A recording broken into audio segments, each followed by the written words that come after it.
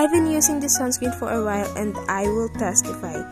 This is not your ordinary sunscreen. It's a TikTok budol na hindi dapat i-gatekeep. I really recommend this product aside from the fact that this is only 119 pesos.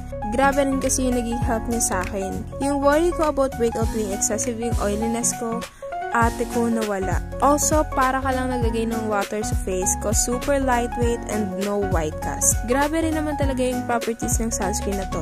Meron na siyang SPF 50 PA++ to keep us protected from the harmful UV rays and salicylic acid to help us restore the skin barrier, and it also prevents na magka-oily skin tayo. It unclogs the pores and it has niacinamide that minimizes the appearance of pores. What I also love about this is nawa-whiten din ito yung skin ko. Kumbaga, it not only protects but it also enhances and care my skin. We all know naman na pag gusto mo ng healthy and beautiful skin, it won't happen in just one day. Kaya naman before ko to i-recommend, talagang na-try ko na siya for several days and you can really see the improvements. Kung gusto niyo rin ng ganito, ilalapag ko na lang sa yellow basket. Check out niya na bago magkaubusan.